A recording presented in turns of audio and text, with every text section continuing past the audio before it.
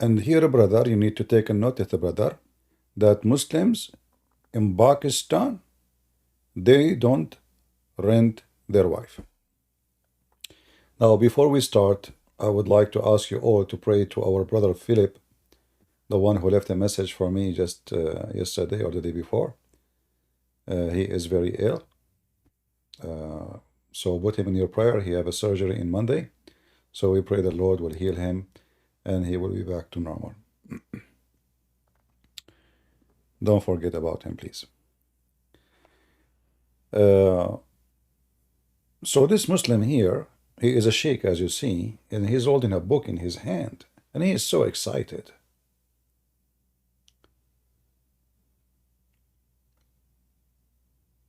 And he want to show you how the Muslim Shia, they are disgusting. Muslim Sunni don't do what the Muslim Shia do. No way. So let us hear what this guy want to say to us. A very prominent book for the Shias, and many Shia scholars use. First, is the sound good? Is his voice coming good? I will play it again, this part. Tell me if you can hear him fine or not. All right. And many Shia scholars use this book, Al-Anwar al-Nu'maniyah. This is another example that I want to give you and show you the type of absurd things which are written inside your books, and where your Shiaism and where your religion, which is going to determine whether you are going to go Jannat or Jahannam, what type of stuff is written inside these books, where you're taking your religion from.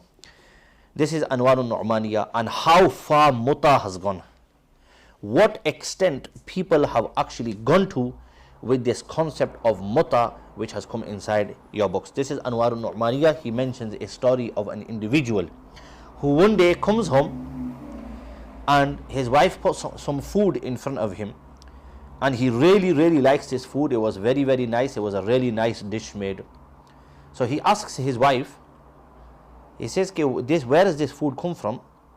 He obviously knew how his wife cooks. Everybody knows how their wife cooks and what type of cooking it is. So he asks his wife, where's the food come from? She says to him, every other day a man comes for Mutha with me, to come and perform Mutha with me, and today he came and he brought some food with him. We shared some food and we left some food over, and this is the leftover, and you have put it in front of you. Listen to the husband's reply. He says, this is Anwar al-Nu'maniyah. He says that the man replied, when you do Mutha, then I don't want you to ever come back and tell me the details, because I am a man of dignity. Allahu Akbar. His wife is telling him that she's been sleeping with somebody. She's been sleeping with somebody. She's been carrying out Mutha with somebody, and he's given her some food in return. And this man is saying, don't come and tell me the details, because I am a man of dignity. I.e., you can carry on doing it, just don't tell me the details, don't tell me the nitty-gritty that's going on. As long as I know you're doing Mutha and you're bringing in money, that's absolutely fine. This is how far this thing of Mutha has gone. But if... All right, shut up, you idiot. Let us show everybody that you Muslim Sunni, you do the same. First of all, Mutha is a verse in the Quran. And your prophet, he practiced it. And the Muslim, all of them, they practice it regardless if they are Sunni or Shia. And never Muhammad received a Quran to forbid the Mut'a. And he never actually forbid the Mut'a. The fact, all the hadith says that Umar and the companions, they practiced Mut'a after Muhammad's death. And the one who forbid it at the end is Umar. And there is supposedly a story behind it, because he slept with his daughter. However, let us show everybody that you Muslim, you rent your wives, even you sell them.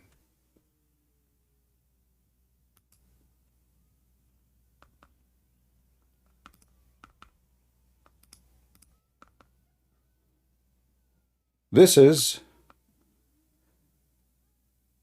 the chapters on manumission of a slave. But this slave is a wife of a Muslim.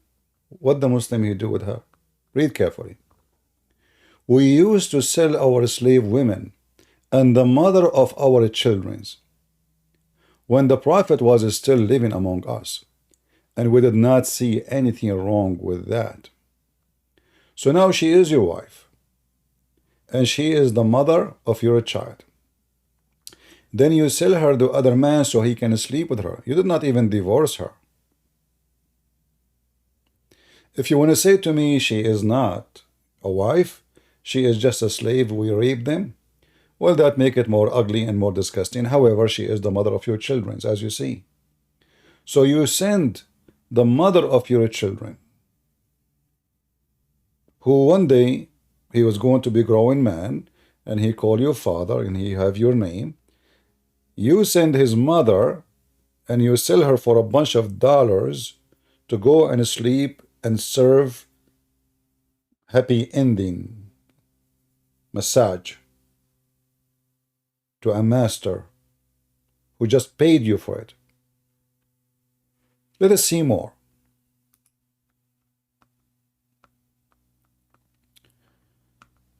Another hadith.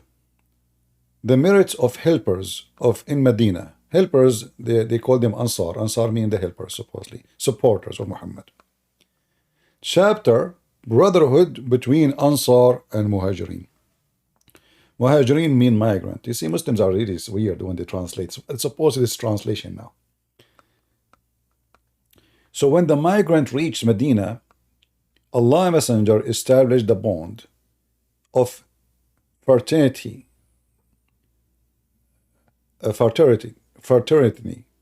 between Abu Abdul Rahman and Sa'id Abu bin Arabiya, whatever.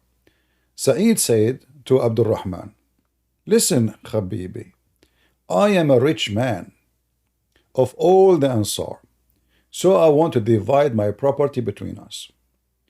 And I have 2 wives. So which one of the 2 you like? Tell me.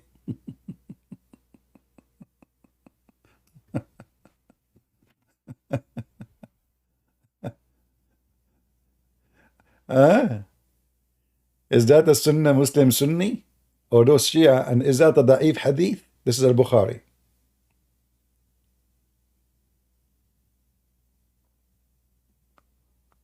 Do you see it? So that I might divorce her, and when she is finished her prescribed period, look, I mean, they are decent. She have to wait 3 months of divorce, then you can marry her, Abdul Rahman. Abdul Rahman said, may Allah bless your family and property for you. Where is your market?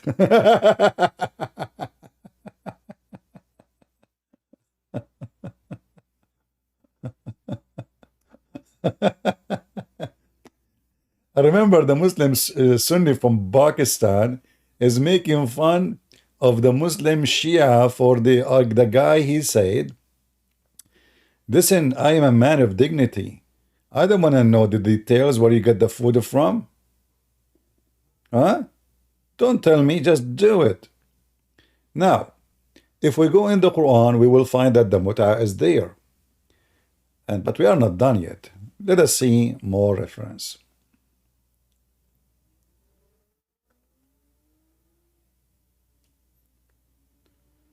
Just to show you how Muslim Sunni, they rent their women to others.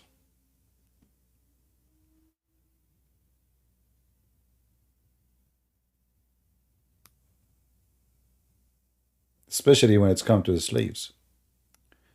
Even if those are their wives, supposedly.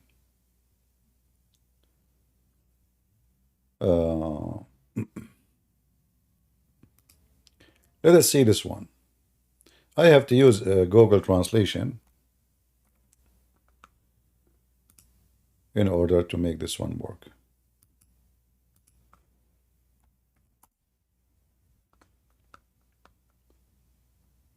So this is a Muslim Sunni website. This is not a Shia, and this is a very, very well-known terrorist.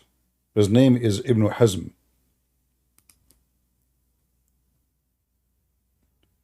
Let us translate the page.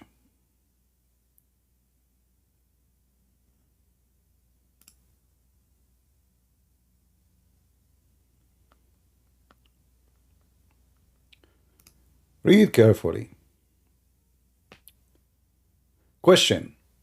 Who has permitted the private part of his female slave to another? What is the question? What is the question? What they are permitting? I mean, this is stupid website. Each time, I don't know. Let me do it fast. Okay, now. You have to do it fast, otherwise that pop window will appear. Question about the person who permitted the... I'm trying to be nice. I'm not going to use the word P-O-U-S-S-Y because this is what it says. The one who permitted the private part of his female slave to another. What he is permitting?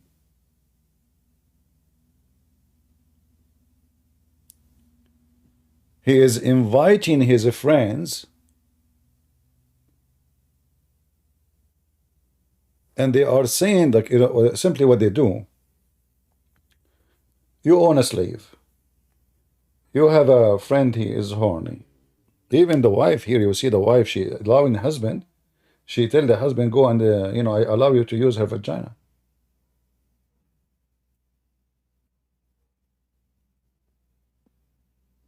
Or you can exchange your slave wife with his slave wife. So you take my slave wife and I take your slave wife. And then in the future, if you get bored, she can come back here and you take back your slave wife. Do you see how serious this religion is? How much dignity? Whether it was a woman who made her slave, women permissible for the husband, or a relative, or of a muhram, who made his female slave permissible for his relative. So you see in Islam, if they own a slave, everybody will, excuse my language, everybody is going to F this poor woman. The neighbors, the relatives, the cousins, the neighbor of the neighbor, whoever he like. He have a friends coming, hey, can I borrow your slave? Sure, sure, take her. This is Islam, do you see it? And this is Sunni.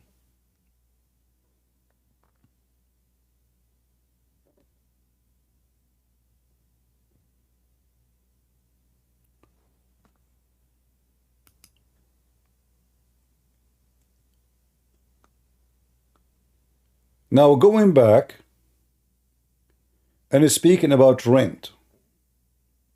When this guy is speaking about Mutha, well, isn't it Mutha something Mohammed and his companion they practice, which is women renting her vagina for money?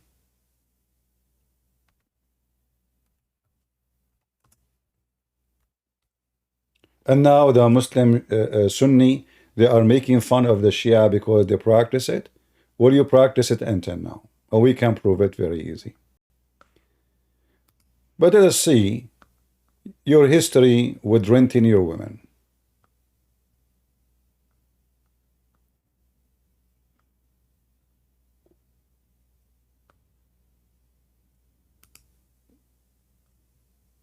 All right.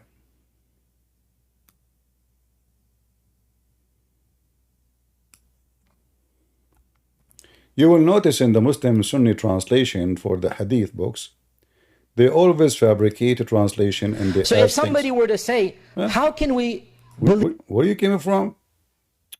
Go, go, not your time now. Hold on. Later. Yeah.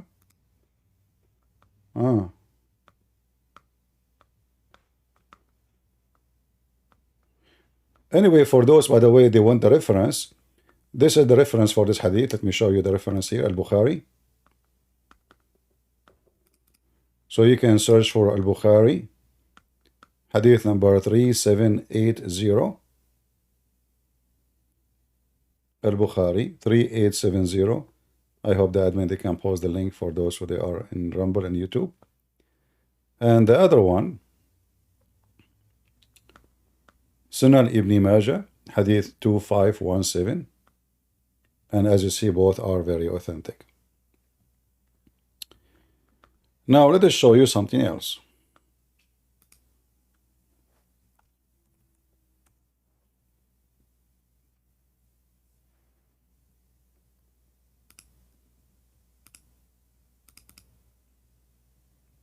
What happened with this website?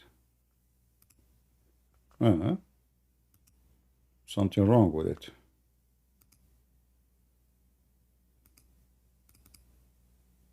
Don't tell me now you stop working, potato.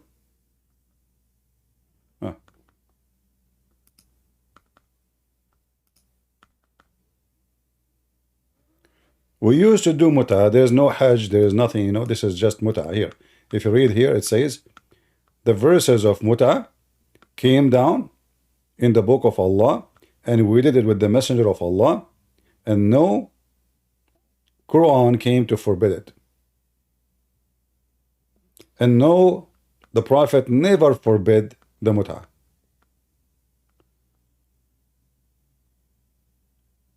We performed it with Allah Messenger. So your Prophet used to rent women. He rent and he rent his women.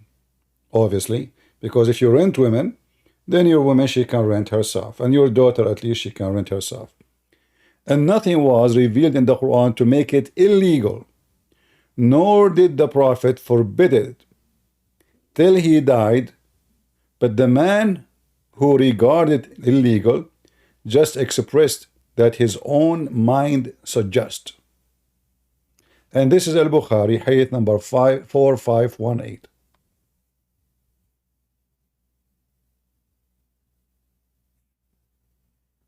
All right.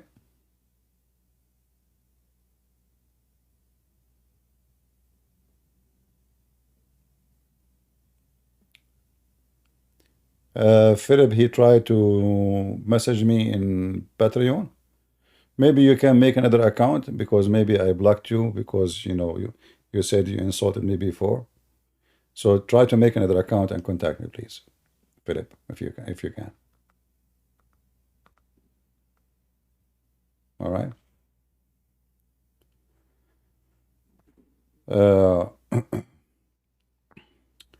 So as you see here, they are making fun of the Shia doing Mutha, and they are saying the Mutha is a prostitution. But Muhammad, he did the prostitution then. So this potato, look how cute he is. Subhanallah. He is holding the books of the Shia, but he don't want to hold his books. They're a prophet. There's a big Muslim Sunni sheikh. Actually, he is the imam of all the scholars in the world today. And he is from the Muslim Brotherhood. His name is Al-Qaradawi. They ask him about a hadith.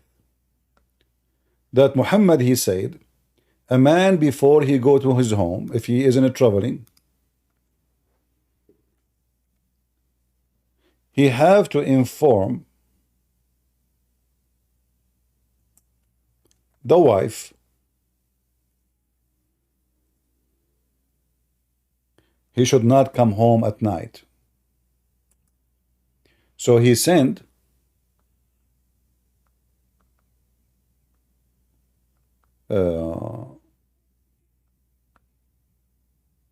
somebody to his wife, knock at the door. Hey, assalamu alaikum. Alaikum assalam, who is here? I am sent by your husband. And he want to tell you that tomorrow morning he will be here. So now the husband is in town. He's not allowed to enter the house. He's not allowed to enter the house.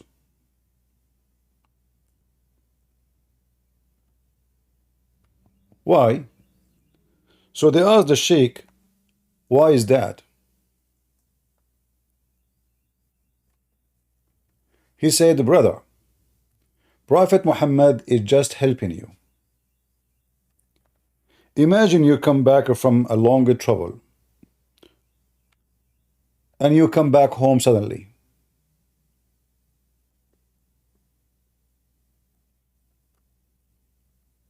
and you find somebody with her.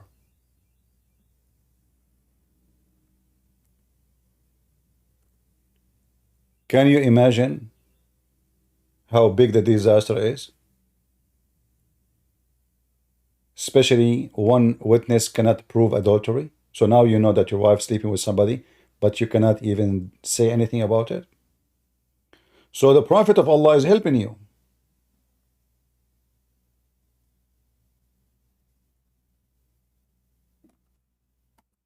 Let her comb her hair, prepare herself for you.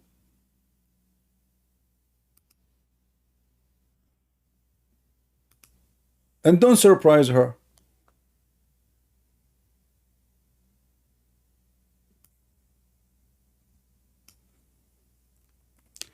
Let us see the hadith. Shall we?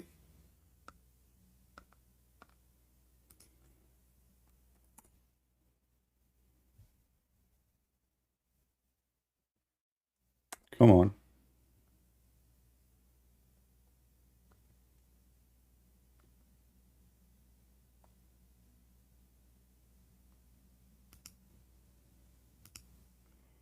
Look at this funny translation here.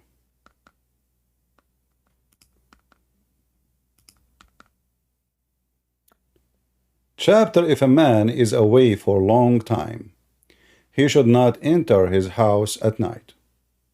What?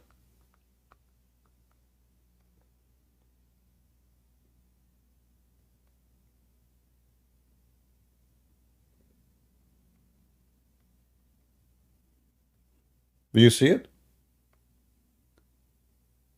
If a man was away for a while, he should not enter his house at night. And the Sheikh, he explained it.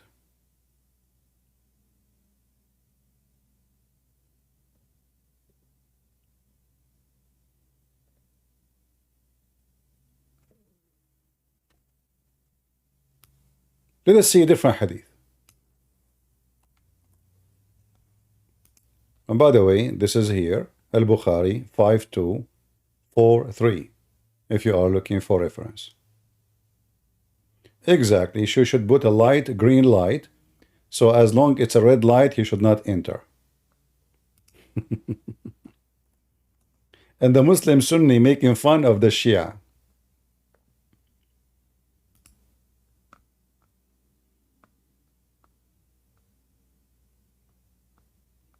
Look at this. A chapter is a dislike to enter at night when coming home from a journey. It has been narrated from blah blah blah. The Messenger of Allah forbade that man should come to his family like an unexpected night visitor, doubting their fidelity and spying into their lapses. Do you see it? A Muslim Sunni, do you see it? What?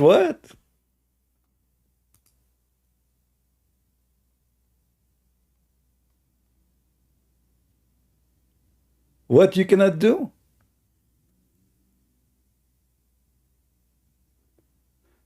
So now the woman, she knew he cannot do that.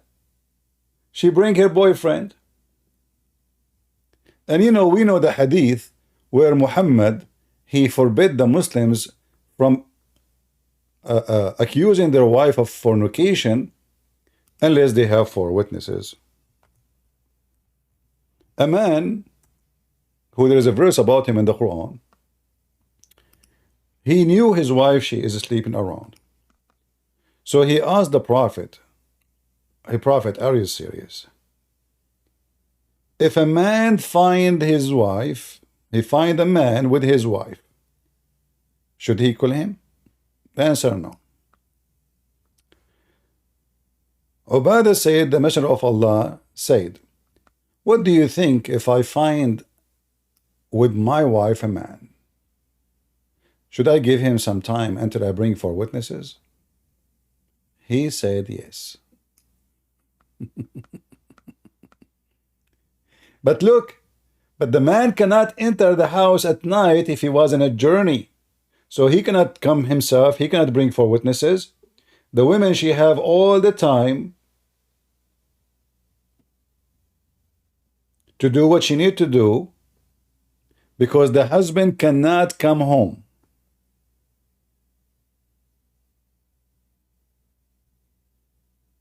The husband cannot come home, remember.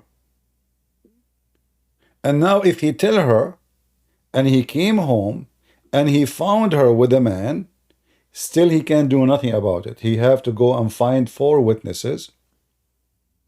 And not only that, I wish it's only four witnesses.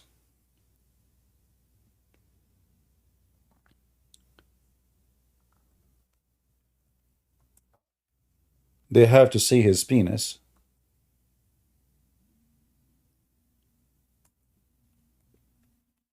Going in and out. Literally. Inside her private part.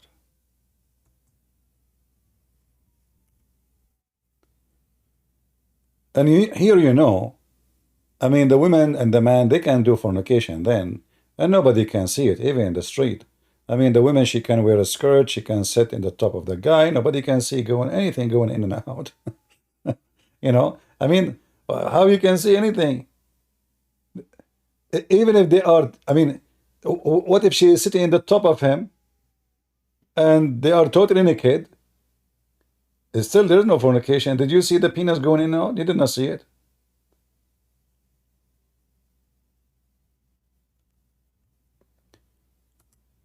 There is a story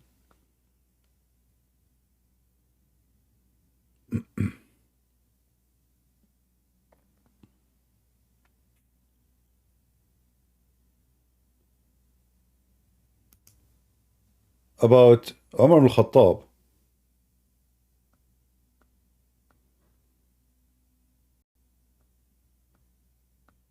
Four witnesses, they came to him.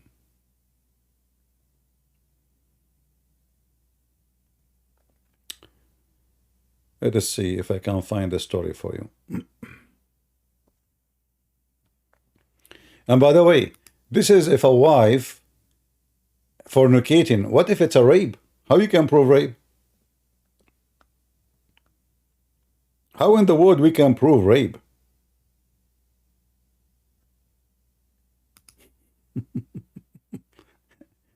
The women, she have to bring four witnesses? In fact, hold on, I just remember a hadith. I forgot to mention it.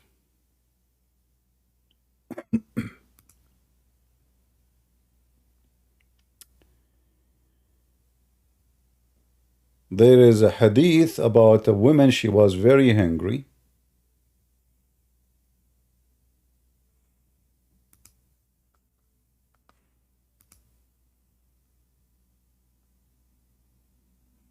Let me see if I can find the hadith.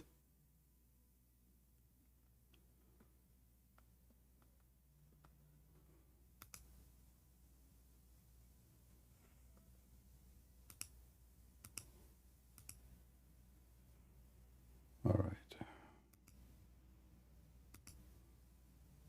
Where we can find this one. A woman, she was hungry.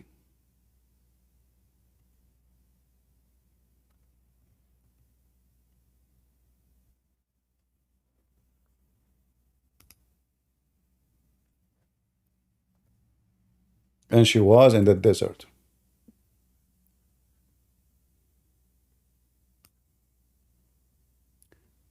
She asked a man, she saw a man coming by.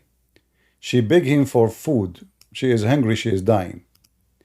The man, he said to her, I will not give you food unless I sleep with you. Unless what? Unless I sleep with you. Not marry you. Listen carefully. Not marry you. Sleep with you. The woman, she is dying. She accepted. Then when she went to town, She told the Caliphate Umar, police be upon him.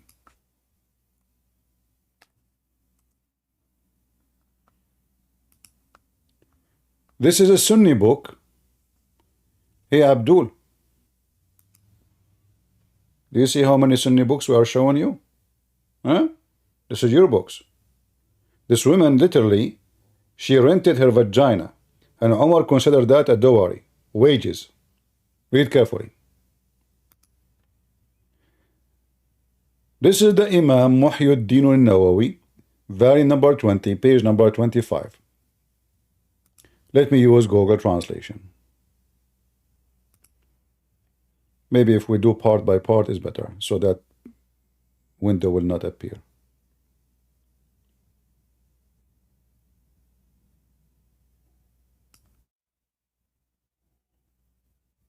Remember this guy, he said that the Shia, they are renting women. Read with me carefully. Story by story.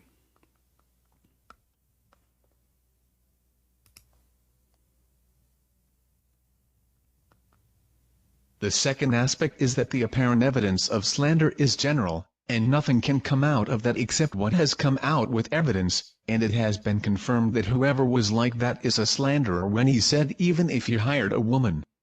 Muhammad ibn Hazm narrated with this chain of transmission that a woman came to Omar ibn al-Khattab and said, "O Commander of the Faithful, have you come to drive my sheep for me?" Then a man met me and gave me a handful of dates, then he gave me a handful of dates, then he gave me a handful of dates, then he hit me. Omar said, "What did you say?" She repeated it, and Omar said, gesturing with his hand, "Mar, mar, mar," then he left her.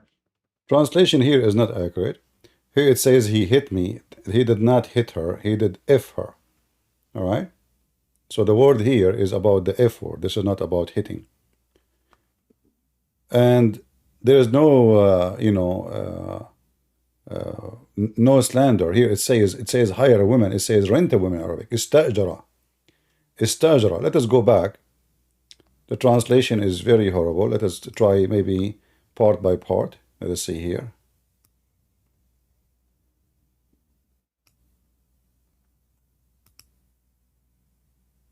Yeah, it's coming as a hired a woman. So he rent a woman. How he rent a woman? He gave her little food. In return, she sleep with him. This is one story. Let us see the second story. A woman, she was very hungry. She saw a shepherd. She asked him for food. He refused to give her unless she gave herself, which means in sex. And then he gave her 3 little tiny, amount of a date to eat, and he slept with the women. So she went to Umar to complain. I was hungry. I was dying. Look what this guy he did to me. What Umar he said? There's no fornication here. He offered you the payment. You accepted.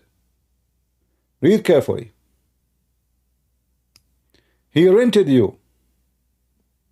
He rented you. He did not marry you. Even here it says he rented you. Let us translate.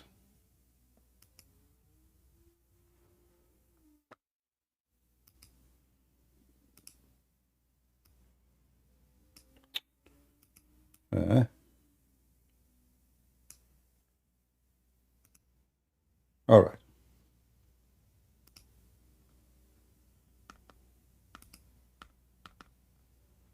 What happened?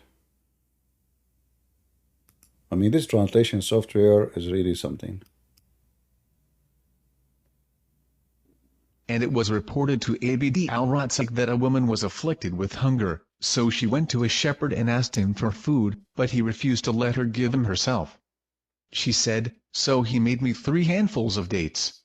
She mentioned that she was exhausted from hunger, so she told Omar, and he said, Amar, a dowry, and he averted the punishment from her, And Abu Muhammad said, this man went to Abu Hanifa did not see adultery except that which was due to sexual intercourse, but as for what was due to giving or renting, it is not adultery and there is no punishment for it. Guys, do you see the word renting? Do you see the word renting, or we are making things up? And this is the word renting in Arabic. Here we go.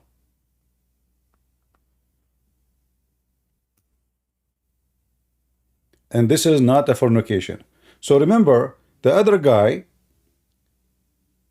this Pakistani sheikh, he is complaining about the Shia, they are renting their women. But this is Umar, the one who the Shia hate him to death. Considering a woman, maybe she is even married, we don't know. The story doesn't say. She is dying from hunger. She asking for food. You see how the charity of Islam work? The charity of Islam work. This is why, you see those Saudi and Emirati and Bahrain. They offer visas to girls from Gaza if they are only very pretty. Refugees from Syria are not allowed to go to Saudi Arabia. But if you know a beautiful woman, she is so pretty. The Saudi guy, the Emirati guy, the Kuwaiti guy, he will go and he will marry her as a charity. And then after he stayed with her with a couple of months, he gave her some money and let her go. This is how the charity of Islam work. Now this woman, she is hungry. I met a woman here in USA. I don't know her, she was visiting some people I know. And so she, they introduced her. Her name is a Muslim name. So I thought she is a Muslim, but she is not dressing like Muslim at all. So I said to her, so you're a Muslim? Said, no, I'm not a Muslim, not anymore. I said, well, how come? She said, I'm from Bosnia. I came to USA as a refugee. Said, okay, so you became a Christian here? Said, well, my story is longer than just I became a Christian, but I will tell you what happened to me in a short way. During the war in Bosnia, this woman, she have 3-4 children, as she said, I don't remember how many exactly. And the Saudi, they establish a camp for a charity. Food. The line is so long. She said, we wait for many hours so they can give us some rice, some food, some bread. So I waited all day, and finally by afternoon, my turn. The sheikh who is in charge, he have a big beard. He said to me, the charity here is given only for Muslims. You are not a Muslim. She said, I'm a Muslim. He said, you are not wearing hijab. Get out of here. She said that her heart was broken. It's not because of her, but her kids is hungry. They are holding her from her skirt. We want to eat, mom. We need food, mom.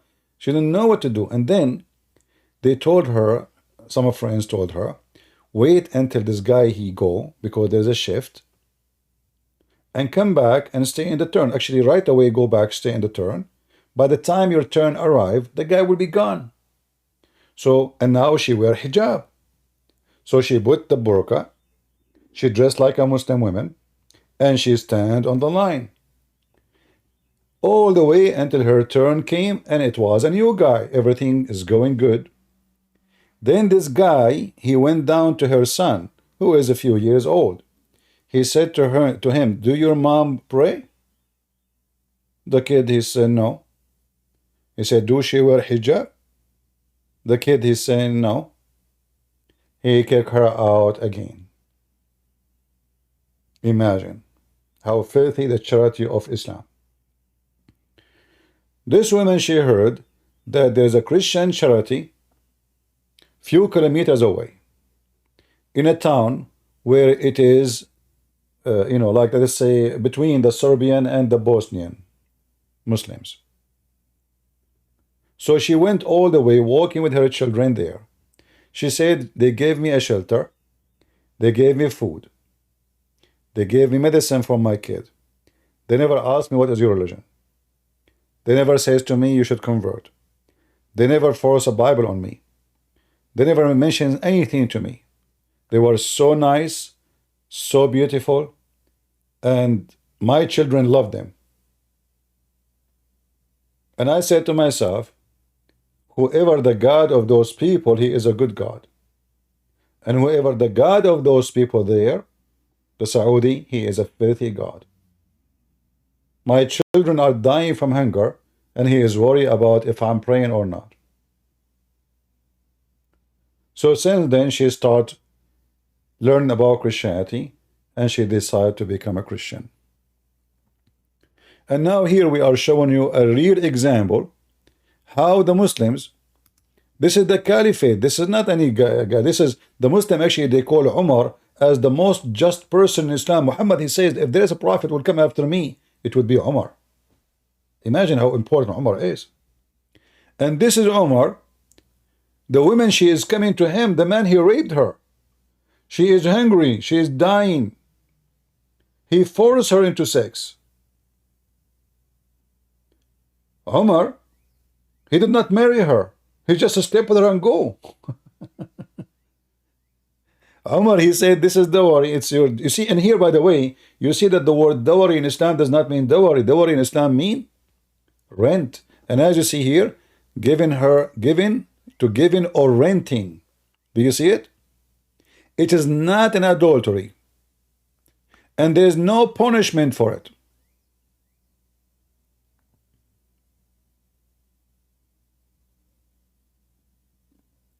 And then those potatoes, like this guy, he is coming to expose the Shia and support the Shia are bad people and the Sunni are the good one. And many Shia scholars use this book, Al-Anwar al-Nu'maniyah. This is another example that I want to give you and show you the type of absurd things which are written inside your books and where your Shia. You know, this guy is like a camel. He don't see the hump in his back. And he is complaining about the hump on the Shia back. Can you believe it? How hypocrite they are? Same time, as long the Mutha is in the Quran, so are you saying that your God, Allah, is a pimp? As long Mutha is bad, why your God, he allow it? And what about you show the Muslims Shia where Allah, he forbid it? Never.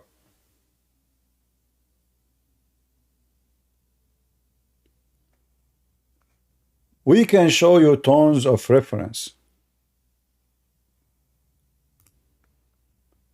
All of them are disgusting.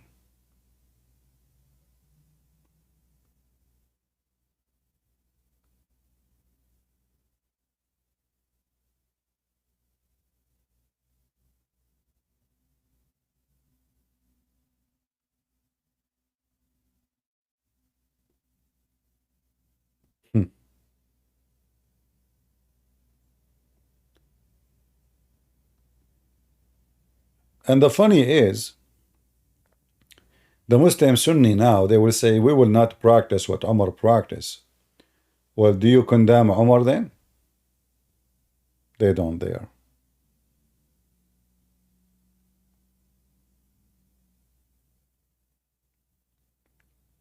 This is Islam.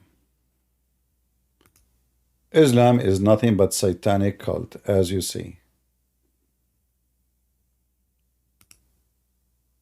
And there is no way that a person who have a dignity, like this guy is speaking about the Shia guy, that his wife, she bring food, and because she sleep with the guy, and he said to her, don't tell me where you get this food from, just get it. I am a man of dignity.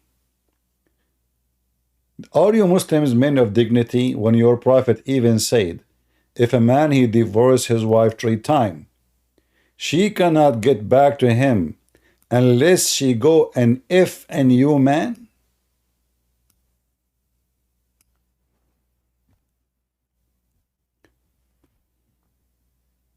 What kind of religion we are talking about?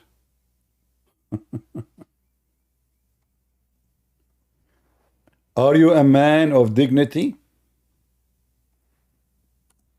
Potato? Are you? So now the Muslim man, he divorced his wife 3 times.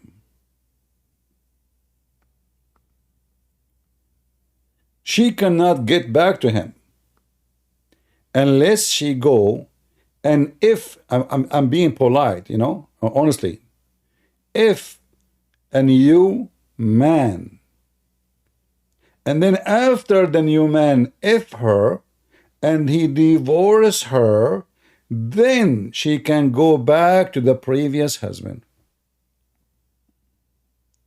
How that is from God? It's in the front of you. You can read the interpretation for chapter 2, verse number 230. In fact, there's movies in Egypt about those stories. Like there's a comedian, his name is Adul Imam. This guy, he opened, you know, he was an employee. It's a comedy, but this is a real, you know, this is what they practice in Muslim countries. So he is a, you know, he is supposed to be stupid, you know, naive, you know, idiot, let us say. Like everybody laugh at him. He's nobody, you know. He don't even look good. His boss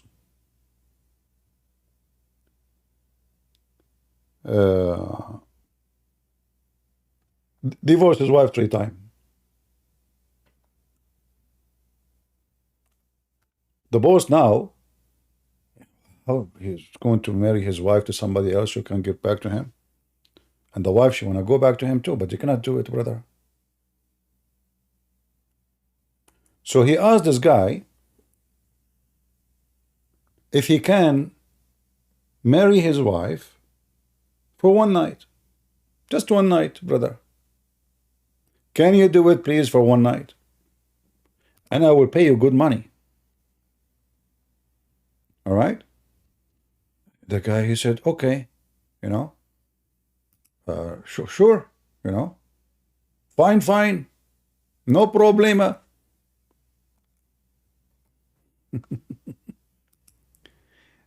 Now, the guy, he insists, he said, you promised me you will not sleep with her, right? He said, don't worry, just pay me, you know, how much? This is the movie. If you want to watch it, you can watch it. The wife, actually, she liked this guy. He is better in bed. Anyway, to make the story short, the first guy, he divorced his wife. He was able to hire him to F his wife for 1 night, but supposedly he did not F her, but in fact he did. Another friend of the friend, he did divorce his wife too. So he called this guy, you see him in the screen, asking him if he can do the same favor.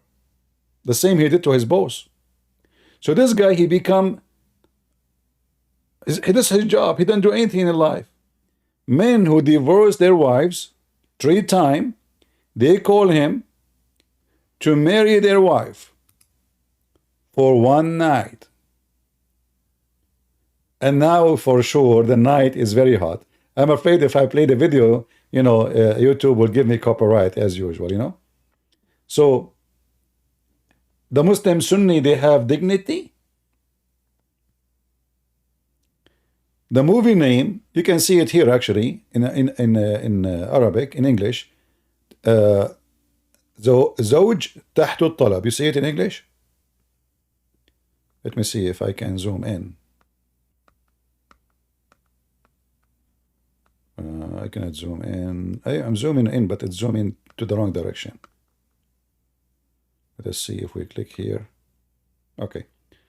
Zog, this is in the Egyptian accent. Zog. Zog تحت الطلب.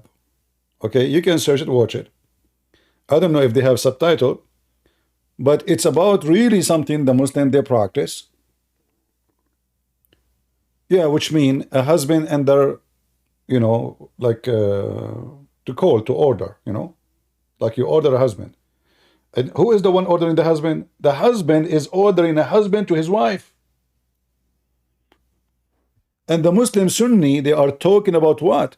They are talking about dignity. Brother.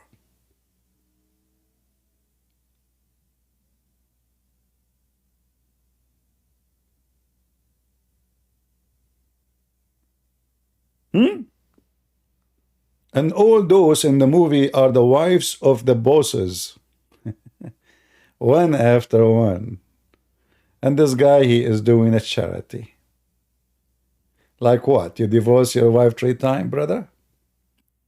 You need, in Arabic we call it muhallil, which means he make her lawful for you again.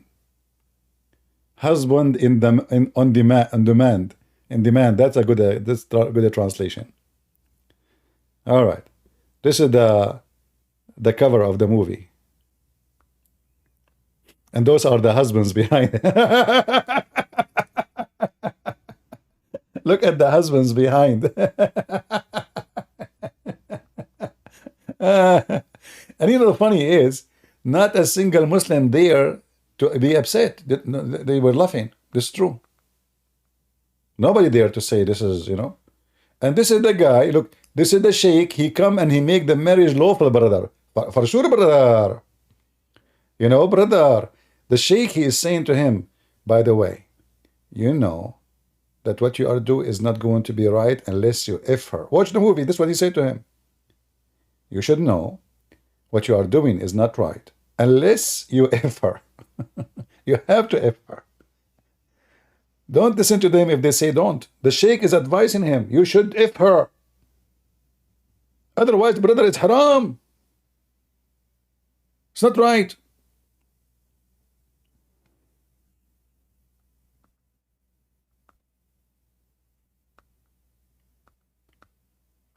And the Abdul from Pakistan is speaking about Muslim Sunni dignity. This guy, he have another, he's a Muslim. So if he's a Christian and he make fun of those things, they will kill him. But he's a Muslim, and his daughter, actually, she is married to a leader in the Muslim Brotherhood, a terrorist. In one of his acts, the judge, he said to him, suppose there's a belly dancer woman, she was killed. So the judge is asking him now, how come you notice that there is a belly dancer in the floor above you and you did not move from the apartment? How you accept that? He said to him, well, if this is the case, that means the whole country have to move out. And the crowd was dying from laughing because it's true. There's belly dancer every building, many of them. You will not see one single Muslim upset. He's one of them. He's a Muslim. If a Christian saying that, they will be so angry.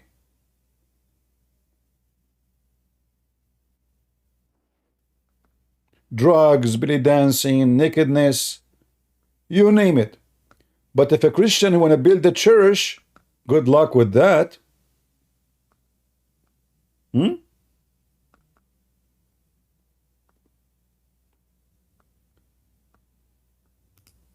Yeah, this is one of the wives. Praise be to Allah. This is the most beautiful religion, brother. This is the most beautiful. High-tech, open-minded, sex all the way, and get paid for it. What do you want more? In fact, if you are looking for a job, you're going to go to a Muslim country and you open an office. You call it husband on demand.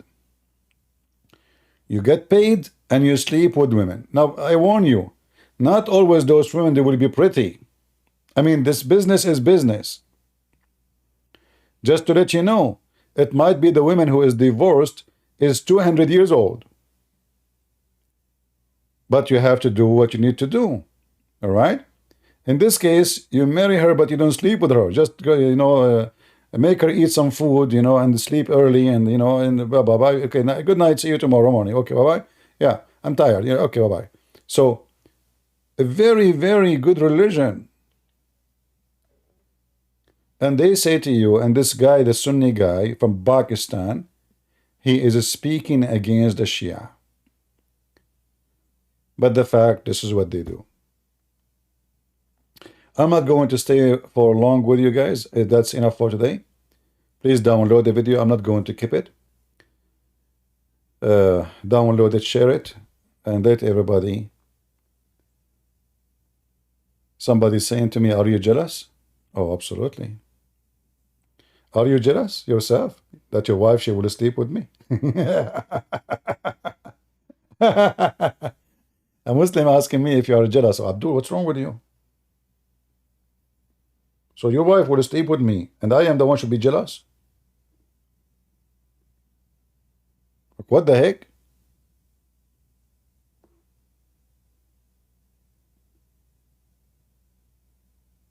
Your wife, she is sleeping with somebody else, and you are saying to me, are you jealous? She had to sleep with somebody else in order to go back to you. Remember, brother, we are people of dignity. Dig what? Dignity or dig witty? Or dig willy? I mean, there is dig involved. So as soon as you dig in Islam, you find nothing but ugly and stupid stuff. Look, some people are really weird. We are talking about Islam, religion, and the guy there asking me, how is your yogurt? I don't know. Some people, they have a brain of a bird. I mean, a perfect time. You know what? I'm going to hire you to be a professor in a school. Lord have mercy. All right. So, Muslims, people of dignity, I hope you enjoy it. I obviously agree with you. You have a lot of it. I mean, you are dripping dignity. Huh? Dignity is dripping all over the place. I mean, you when Abdul he walk, dignity here, dignity there, dignity everywhere. Right? Yeah. Dignity. What a naughty religion. Satanic. Anyway, guys, I want to say thank you, and I want to check if Brother Philip, he sent me a message, and in Patreon. And again, remember to pray for him. This, he have a surgery next Monday. Put him in your prayer. Little prayer. We believe in the power of prayer. At the same time, you see, the faith of the person is very important in recovery. Your faith, the Lord, he said, healed you. Your faith. So the power of the Lord is always there, but we have to have faith. Same time, sometimes bad things happen for good reasons. Bad things can happen for good reason.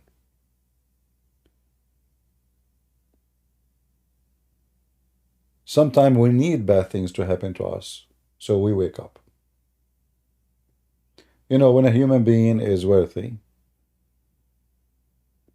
they never notice how lucky he is to enjoy nice food, nice house, and then one day he bankrupt. Then he start remembering how he was living. Now he remember how wealthy he was. Now he's trying to appreciate the time when he did not appreciate the time. And this is the same for our health. The same for our belief. When we are healthy, we are strong. We kick like a mule. We think we are powerful. We think that nobody can stop us. We think we are going to live forever.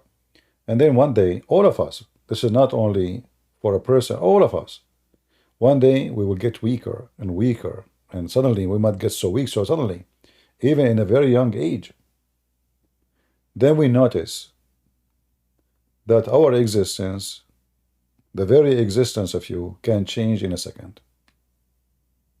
So always remember that.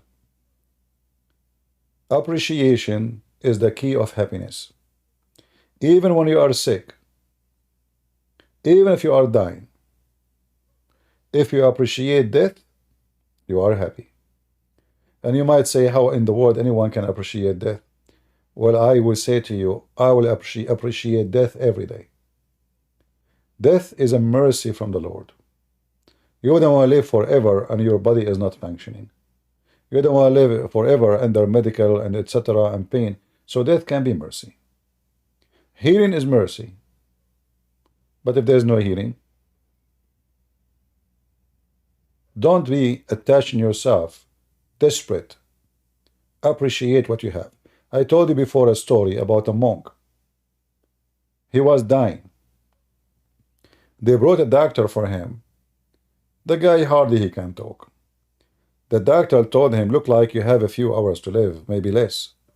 The monk, he have a big smile on his face. The doctor came out and he said to the other monks, I mean, your friends, he lost his mind. They said, why? He said, I just told him you are going to die in a few hours, and he gave me a big smile. So they said, well, you don't ask him if he can talk, why he's smiling. So he went inside, he became curious. He said, I told you you are going to die and you are happy. He said to him, all my life, I'm waiting for this moment to meet my Lord, serving him. I spend my life preaching, bringing people to Christ. And you are telling me in a few hours you will be with him, and you don't want me to be happy? So death for a believer is a victory.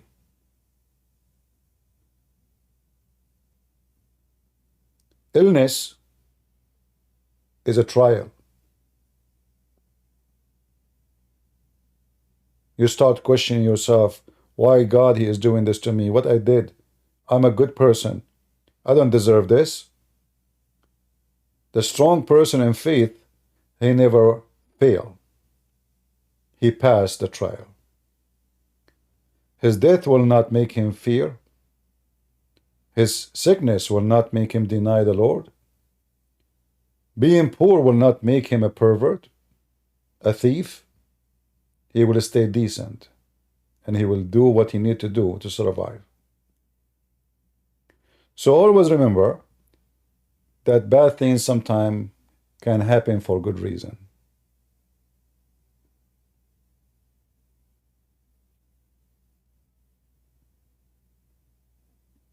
And life can throw at you anytime something bad.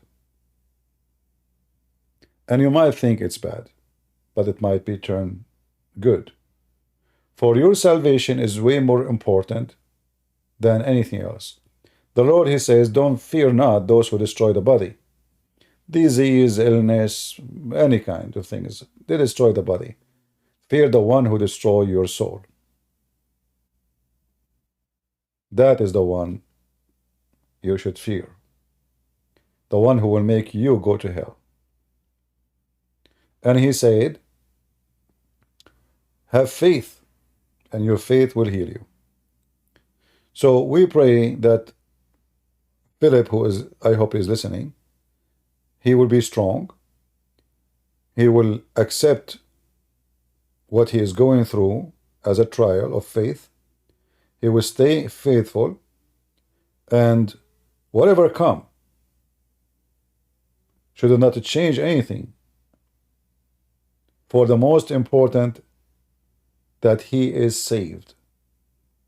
Imagine you are not saved and you are going to go to the place where you don't want to go. You are going to go to somewhere which is dark. You don't know who is there. You don't know who is waiting for you. Hell, heaven, what is that? But if a person he have a faith, always his hope make him enjoy life to the last second, even if it is with pain. Now we pray that he is going to pass his illness, and he will recover, and he will be fine, and he will remember those bad days, so he can live a better days after them. We pray for that. So thank you all for being here. And always remember, by the way, you might hear in the internet from now, like, this brother, he need a prayer, this person is sick, etc. But you might be tomorrow, it's your turn. It might be next you. It might be me.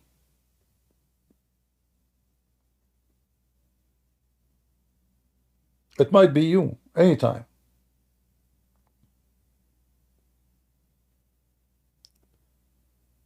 Human being is very fragile. I mean, if you look at the furniture around you in your home, they are going to survive way more than you. The chair you sit on, it might be taken to your son, the grandson, the grandson. You will not live like your chairs. Some trees, they live for hundreds of years, if not thousands, like the olive tree. A tree can live way longer than you.